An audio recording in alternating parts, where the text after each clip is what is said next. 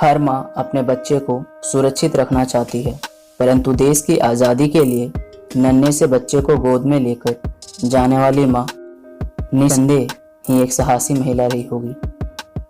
यह उस समय की बात है जब ब्रिटिश पुलिस अफसर जॉन सार्डन्स की हत्या कर दी गई। अंग्रेजी सरकार भगत सिंह और राजगुरु को लाहौर के चप्पे चप्पे में ढूंढ रही थी। लाहौर छोड़कर निकल रहे सभी नौजवानों पर उनकी नज़र थी।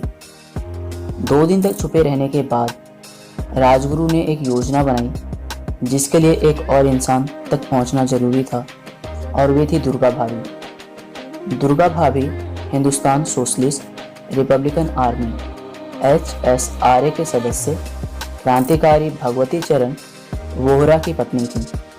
राजगुरु ने उनसे मदद मांगी और कहा, हमें लाहौर से बाहर जाना है।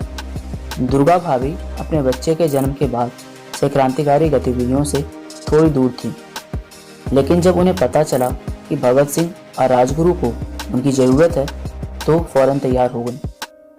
उसके बाद जो हुआ वह इतिहास का एक ऐसा किस्सा है जिसके बारे में जानकर लोग दांते तले उंगली दबा लेते हैं।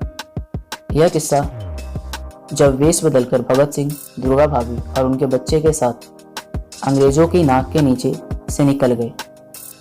क्या आप जानते हैं कि ये सब कैसे हुआ? हुआ कुछ यूं कि एक दिन राजगुरु अपने साथ एक सजीले नौजवान को लेकर दुर्गा भाभी से मिलने गए। दुर्गा भाभी उस नौजवान को पहचान नहीं पाई। तब राजगुरु ने बताया ये भगत सिंह है। अंग्रेजों से अपनी पहचान छुपाने के लिए भगत सिंह ने अपनी दाढ़ी हटा दी थी और सिर पर पग की जगह अंग्रेजी हैट पहन रखा था।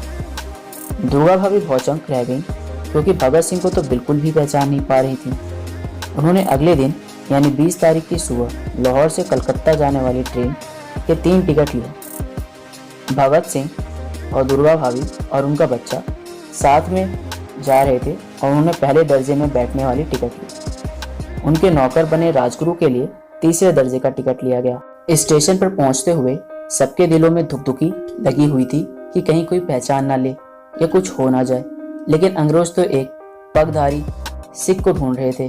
अंग्रेजी सूट बूट और हैट में सजे नौजवान पर ध्यान गया नहीं। ऐसा नौजवान जिसके साथ उसकी पत्नी और एक छोटा बच्चा भी था। किसी को कोई शक नहीं हुआ। स्टेशन के भीतर जाकर उन्होंने कानपुर की ट्रेन ली, फिर लखनऊ में ट्रेन बदल ली क्योंकि लाहौर से आने वाली सीधी ट्रेनों में चेकिंग जारी थी। लखनऊ में राजगुरु अलग होकर बनारस चले गए और भगत सिंह, दुर्गा भाभी और उनका छोटा सा बच्चा हावड़ा के लिए निकल गए। कलकत्ता में ही भगत सिंह की वे मशहूर तस्वीर ली गई थी जिनमें उन्होंने हैट पहन रखा था। इस तरह दुर्गा भाभी भगत सिंह को अंग्रेजों की नाक के नीचे से निकाल लाई।